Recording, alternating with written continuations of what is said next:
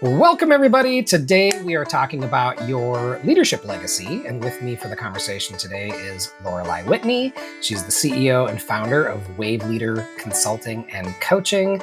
Lorelei, thank you for joining me today. Hi, Kent. Thank you. And it's so good to be back with you. Likewise.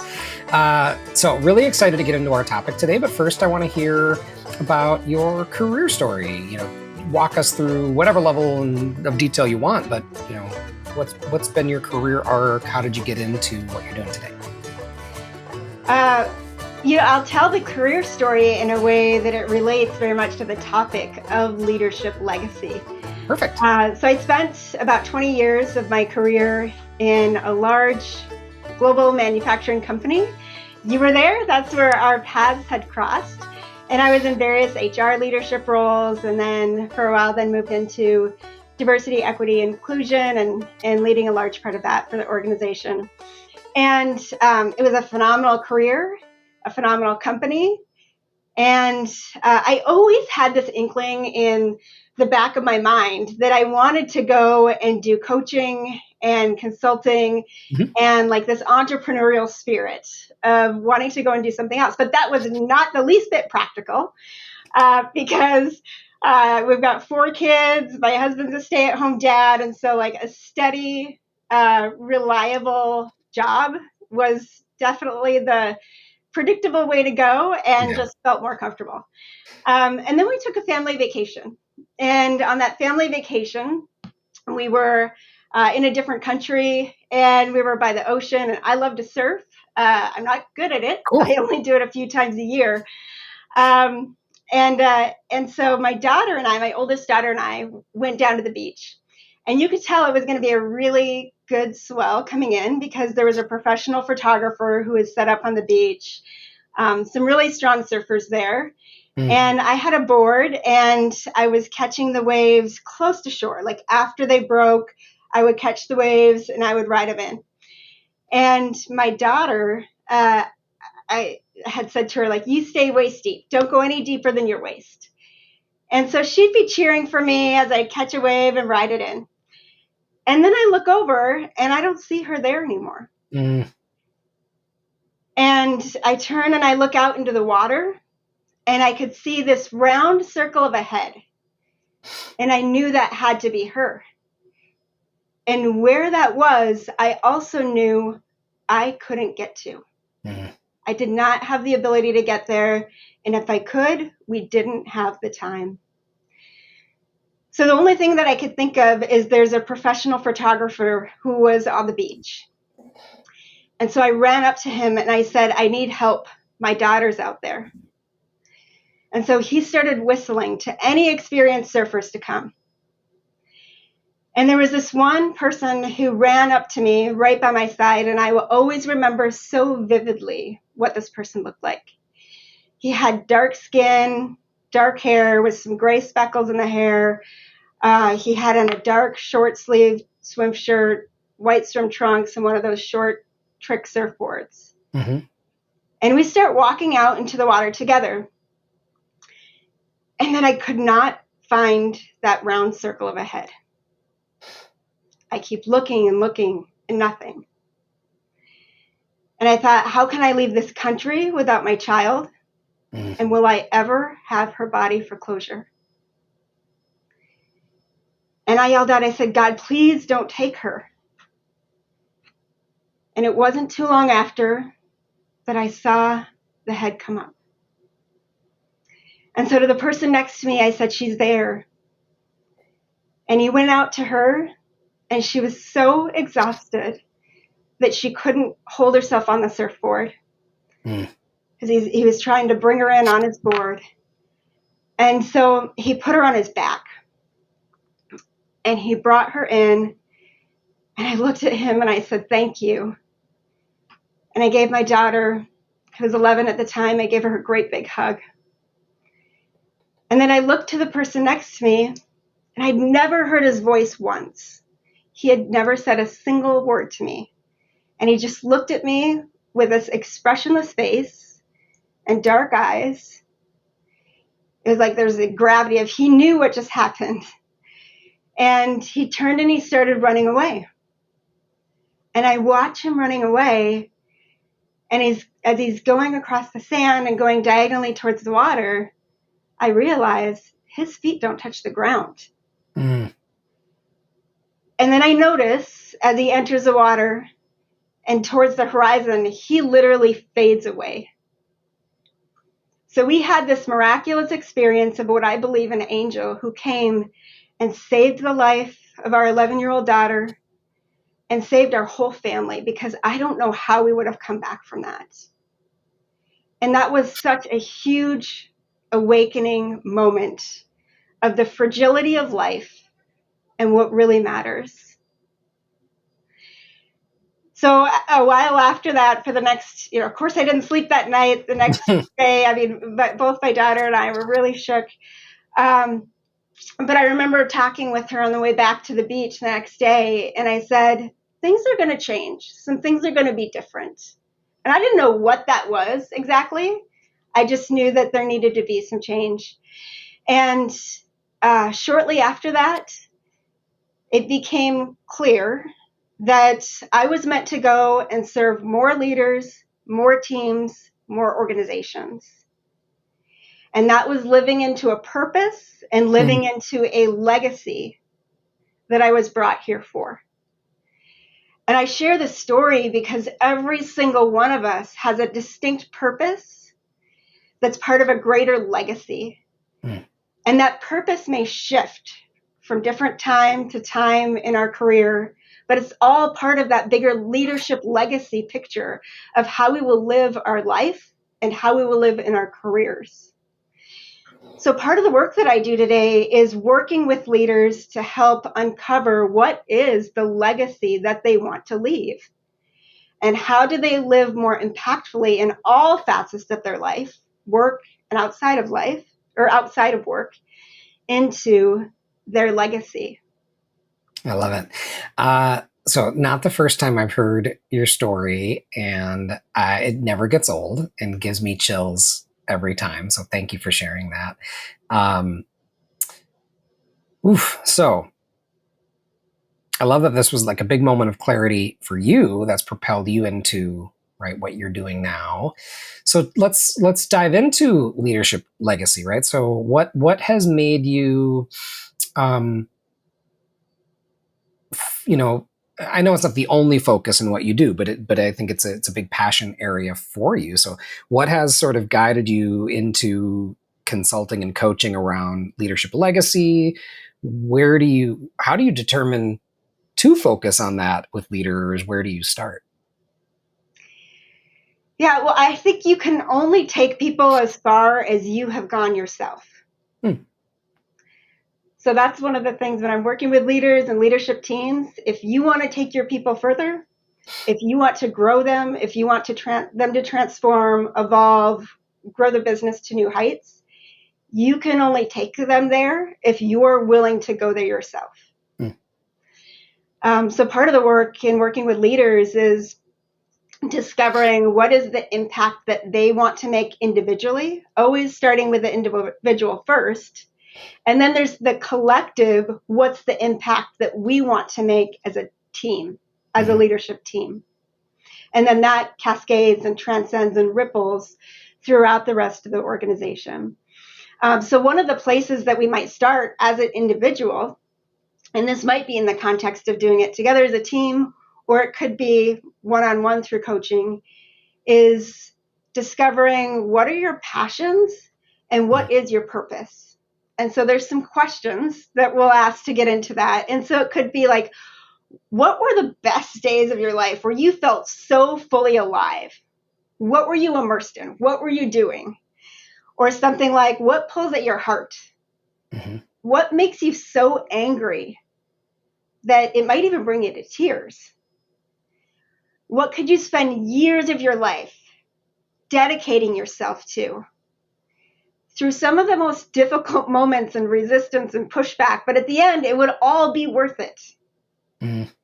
So those are the kind of things that can help you discover, what am I passionate about? And then on purpose, it's, what do you want to be known for? What do you want your fingerprints to be on? When you look back at the end of what hopefully will be a really amazing period of time here, what do you want your impact to be? And it might be, what can you no longer tolerate? Because if it's something you can no longer tolerate, then you've probably got a lot of energy and purpose to pour yourself into it. So those kind of things can help the beginning of trying to uncover where is someone's passion and where's their purpose, which then can help discover what is my legacy if they're kind of trying to figure out, where do I go from here? Yeah. And then getting clear on that bold leadership legacy, which might evolve in different seasons of your life. So for one person, it might be like, my bold leadership legacy is raising kids who care for others, who know how to show love and respect and honor values. That might be someone's leadership legacy for this portion of their life. For another person, it might be, I create innovative products and solutions that help make people's lives better and might even help save lives. Mm-hmm. For others, if they're nearing the end of their career, it might be, I'm a developer of the next generation talent. And so I'm going to grow them through all of my skills and experiences to make sure that this next generation is even better than what I could ever do. I love that. So I've gone through, and it's given me a lot to think about, because there's different ways to do it too. I've gone through sort of this what's your 7 layers of why, right? Kind of activity, right? How do you keep peeling that back, right? And so it sounds very similar to that last piece that you're talking about here, which is like, what is that why for you? And one thing I'd add, because I think people avoid this out of this thing I'm about to say, avoid this out of a fear of seeming, I don't know if it's self-indulgent or too commercial or whatever it is, right? But when I was going through this, the person, that was walking us through this, even specifically said, hey, give yourself permission to say, I want to make gobs of money. Mm. But then just go deeper. Well, why? What does that unlock for you, right? And, I found that to be a fun, even if that's not right. I just like to wedge that in there to say, well, sometimes your why might be, I want to make enough money to sustain my family so that we can do these types of things, so that we can plan for these kinds of things in our future, so that, right? So I'd say like my own personal like why journey sort of ended with like, because that's what a well-lived life, would look like to me, right? Mm-hmm. But I like where you're starting here, because I think both figuring out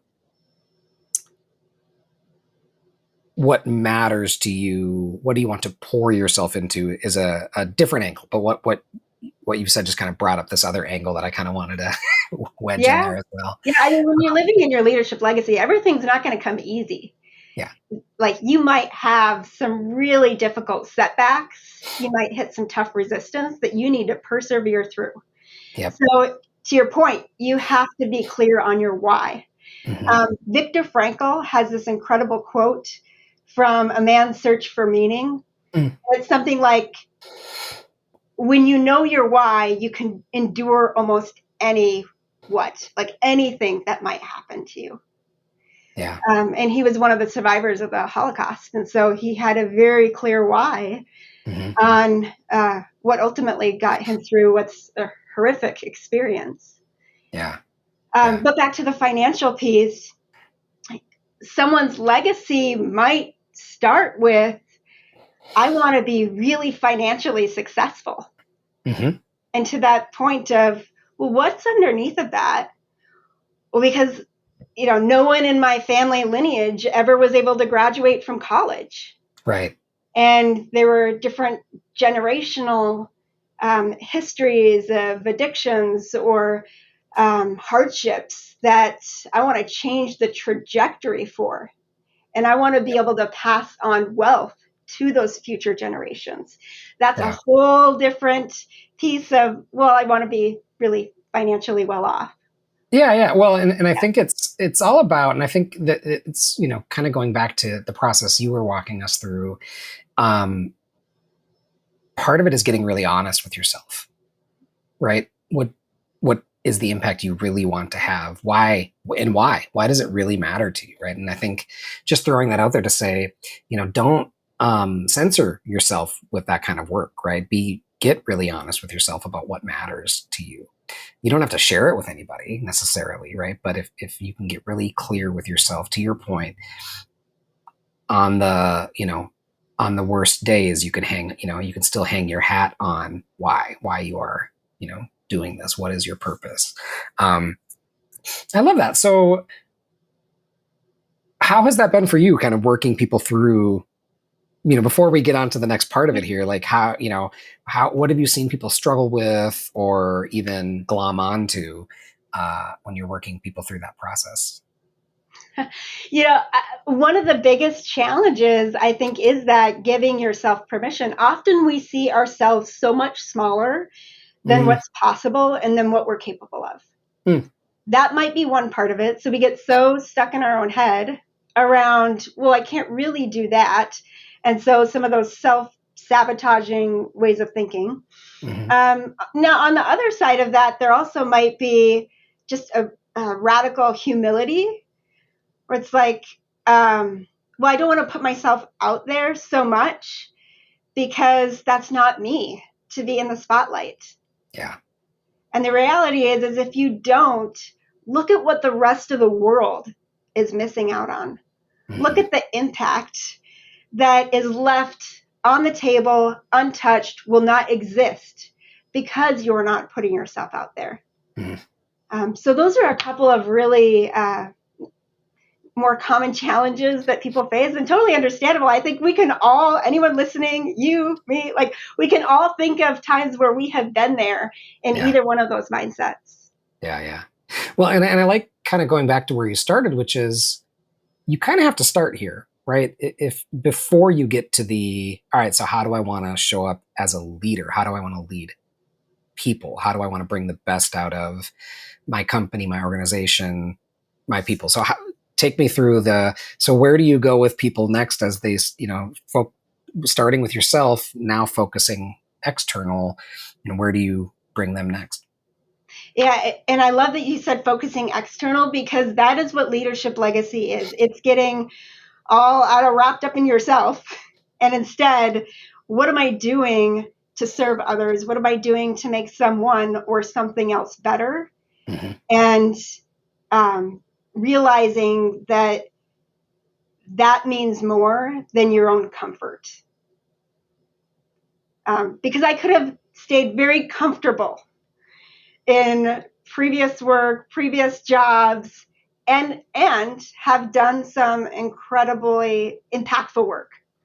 Yet there was greater impact on the other side, but there needed to be a push to move out of that comfort into completely unknown territory. So after we get some clarity around what do you want your bold leadership legacy to be, you need to get excited about it. Like really excited about it in a way that you can read it every single morning and it makes you sit up a little taller. So while I was in some other roles, I'd come up with my legacy was, I'm going to be the spark that lights the fire in others. So every single day, that was what I was out to do, on a mission to do. And that might have been through one interaction with someone. It might have been through, maybe I was working on some kind of a policy. It could have been through a larger team meeting. But no matter what, every single day, I was going to be the spark that lights the fire in others. And that shows up at home too, and with friendships and communities. So it's like part of this legacy is you look at how can this happen through all facets of my life. Now, my legacy is I'm a soldier for humanity in workplaces and in the world. And so that's what we do in the business I lead is we bring more humanity into workplaces and into the world. But some teams that I've worked with, like here's some examples of legacies that they've come up with. Someone who is a new parent She said, I'm an architect of tomorrow, building a virtuous and loving future. Like, that new mom is an architect of tomorrow. That's amazing. That. Yeah. A mid-career innovation manager says, I'm a catalyst for positive change, enhancing lives with every single product that I make. So they're a catalyst for change, and they're enhancing lives with everything they touch. Nice. Someone nearing retirement says, I'm a sower of seeds for the future in every step I take. So every single thing they do, they're sowing seeds that they might not even see the fruit of, but they're sowing seeds for the future. And so those are a few examples. And I think at the beginning of the day, one should always start with that legacy statement to help them be very intentional about their meetings, about their interactions, and then things outside of work as well, in how they'll live their life. It's like an affirmation, a form of affirmation, which I used to think were really cheesy, honestly. Yeah. But I see them being really impactful when you look at it from the lens of, what am I here to do? Yeah. Well, what I think it is, though, is it's intentionality, right? Yeah. There are so many, and there's so many paths to help people build intentionality, right? This is just one of them. Because I think time and time again in both sort of the coaching work and the leadership development work that I do, you either, a handful of people land in a class you're teaching or land on the other side of a Zoom call or a table, for coaching. And, what I end up seeing is people who, with the best of it intention, but frankly, unintentionally, right, showing up every day, trying to, check the boxes, get things done, do a good job. But a lot of things, especially, when it comes to leadership development in general, I find, right, a lot of things come down to, being more intentional about what you're doing and how you're doing it, right? I think what you're talking about here is going all the way upstream first, right? Which I love. I don't know. I mean, the metaphor of, the upstream, downstream thinking, right? The, this guy keeps kind of rescuing kids from, a river who are like floating down the river, and his friend starts, I'm probably butchering this, right? But his friend starts running up the stream. He's like, hey, what are you doing? We're trying to, save these kids here. He's like, I'm going upstream to find the person who's throwing these kids in the river to begin with. Right. So, you're talking about really starting at this core upstream, kind of from doing to being, right, perspective of, leading, if not living, with intentionality. Yeah. Yep. Well said. And in all facets of life. And when we can do that in the workplaces, when we can help people understand their bigger purpose and their bigger impact in the world, in the workplaces, it's upstream. It's like you're touching hearts, you're moving people, you're connecting first with the heart, then with the head, and then they're going to move the feet to walk through any mountain that might come their way.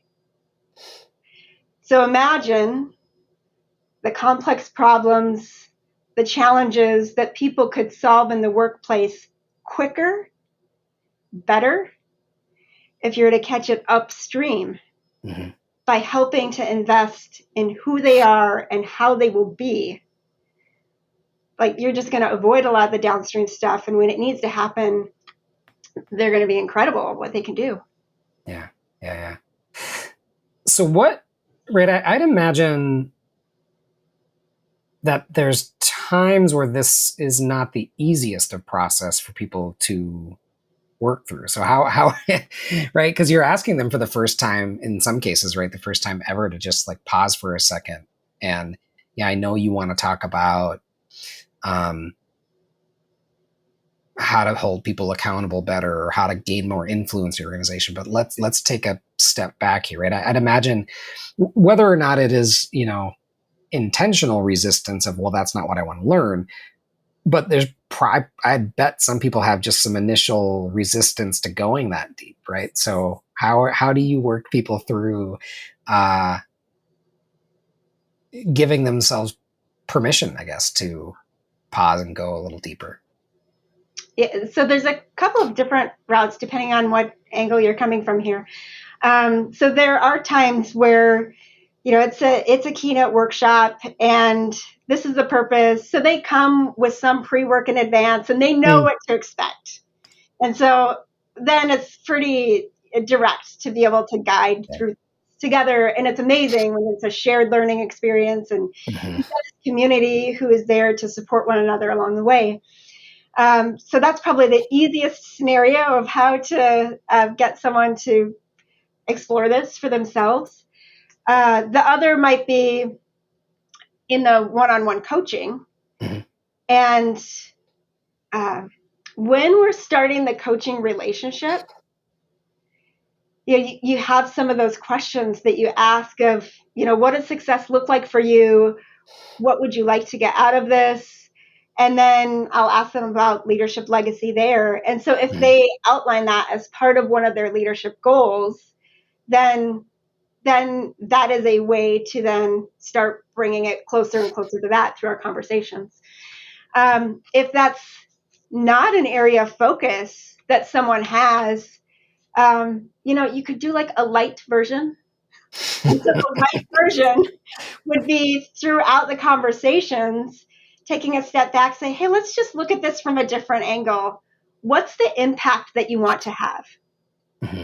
How do you want to be remembered? And you might even ask the legacy question. You're here in this time and place for this whatever it is, that's in front of them. What do you want your legacy to be while you're here? Yeah. And then you don't necessarily go through the whole thing all at once, but it does prompt a very different type of thinking and a very different kind of answer. I would imagine also that this probably really resonates with smaller business owners, family business owners, who, especially those that are, I mean, let's just call it out, right? There is a huge population of baby boomers who are, especially in the entrepreneurial small business, space, who are probably knocking on retirement's door, right? And thinking about,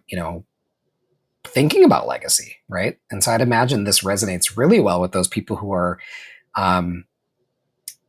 starting to think about their legacies, thinking about their exit plan, even, right? What am I leaving behind? I could just see this really resonating with that crowd. I don't know, is that resonating with you? Yeah, it does. And actually, I think it was that question that I asked in visiting a new potential client of doing some work with one of their leadership teams. So the CEO was fairly new coming into his role. The team was quite established. He wasn't a new CEO, but the team was quite established. And as we were talking about what he wanted to do with the team, it was that question, what do you want your legacy to be? He had shared later with his leadership team, that's the question that I want us all to wrestle with. Yeah. So I think it might have been that question that ended up having them feel like I was the right fit to work with them at the time. But there's also people who are, at different phases in their career who wouldn't be at the tail end or the more, looking at next horizon. And it's all about how do I make a difference and how do I make an impact? And that oftentimes being more important than finances. And so equally important to people who might be at other places in their career that are just like, you know what, I just want to do good work and make an impact in the world. Yeah. I find a lot of people wrestling with that, sort of both in my personal and professional life, right? I think the pandemic was an eye-opening for a lot of people in terms of what really matters, right? When when the world had sort of shut down, I think it caused a lot of introspection, which we're still seeing the ripple effects from today. And that's one thing I keep hearing people talk about is, and let's just go specific to careers and leadership for a minute. I have heard more people asking the question of, do I really want that role, title, those challenges when I'm making a really good impact today and I'm really fulfilled today, right? And I've talked with other consultants about this too, like people are, I don't know, I don't have any research to point to, maybe it's out there, maybe it's not, but like people are starting to opt out of the leadership pipeline almost, which I think is interesting, and from what I'm hearing is from a purpose perspective. Yes, I am seeing that. And I'm also seeing where people are not relying solely on their employer for purpose. Right. So it's like, okay, I'm going to do what I do here in my workplace. And hopefully that can be part of my fulfillment for purpose contributions. Mm-hmm. But I'm going to find other opportunities to do that outside of my main place of employment as well. Yeah.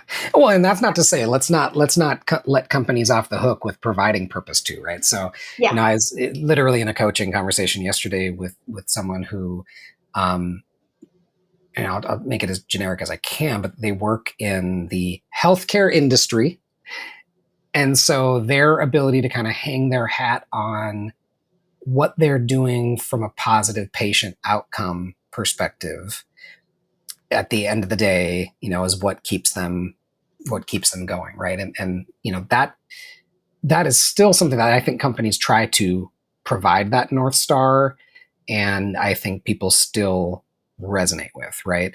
Now, does everybody resonate with that? No, we have to create, and I think that's what's also important is, I think was it I'm sure it comes from somewhere else, but Coach Beard and Ted Lasso, who said, all people are different people, right? So I think there's there's good, risk is the wrong word, but a good gamble to put in place to say, let's get, as an organizational leader, let's give people this company's why, because that will resonate with a good chunk of the population, even if it doesn't resonate necessarily with everybody. Some people, they're in it for the job because, to your point, they have purpose, elsewhere too, right? So I think, now I don't want to let my aside here at the end say we're letting companies off the hook with providing some level of vision behind the why that people can get behind. Yeah. And oftentimes when people get clear on their own individual why, they can find a way to align that and ladder it up to a company's why. And so it makes them that much more impactful. Like they're going to be a much stronger performer when they do that. So like that. It is really in the company's best interest to help people uncover their individual why, and then they'll apply it in every facet of their work. Because I go back to that example that I'd shared about myself for a while, which was I'm a spark that lights the fire in others. So every day I showed up with that intention at work. And did the company benefit from that? You bet. They absolutely did. And had I then working from that purpose of I'm a soldier for heart and humanity, would the company have benefited from that?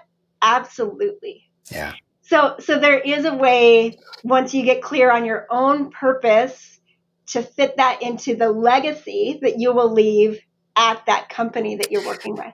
Yeah. Well, so let me credit you, and then I'm going to move us into our advice column section here, which is, I would say, that is probably what resonated the most with me about you, and why I've stayed connected with you, since then as well, right? I think that resonates with people when you have a strong purpose and why. It just resonates with people, right? And I didn't report to you. I wasn't in your group. We worked together on a couple things, project wise, but so to that extent, right? The impact, you might have an impact on all kinds of people that aren't even sort of organizationally connected, right, to you as well. So I think it's that, ripple effect that, you can have on people. So I'm going to move us into our advice column that I like to call it as if this is a newspaper. So I ask everyone to prepare, one piece of advice for leaders and stepping up their game. So what is your advice for leaders out there who are listening? Okay, so there's 3 questions that I go to really regularly with leaders when they're talking through, preparing for bigger upcoming kind of meetings, or it might be like a town hall or some kind of a bigger venue, or it might just be something that they might know that it's a difficult conversation. And there are these 3 questions. I always start with, how do you want others to feel? And whatever they say, it's like you go into that feeling that way yourself, Mm-hmm. because the energy that you give off in that conversation, others will receive that. So if you want them to feel that way, give it yourself. And don't assume they're going to feel that way. You might have to say it. Like, I want you to feel supported, or I want you to feel energized by this. Like, tell them. And then, what do you want them to know is the second question. Mm-hmm. So you can't assume that people know what you want them to know. So being very deliberate of, here's how I want you to feel, here's what I want you to know. And so it could even be something like, the reason I share that with you is because I want you to know. 3 points or whatever it is. Yeah. And then the final piece, bring it home with, what do you want them to do? Yeah. Nice. So if you can do those 3 things, you are intentionally owning the leadership experience that you are creating with one other person, with a team, or with a big town hall kind of venue that you might be in. Yeah, I love that. So what do you want them to feel? What do you want them to know? What do you want them to do? I love that. I think that's some good grounding questions. So for those who are supporting leaders in stepping up their game, what's your advice for them? Move in some of these legacy questions into your conversation.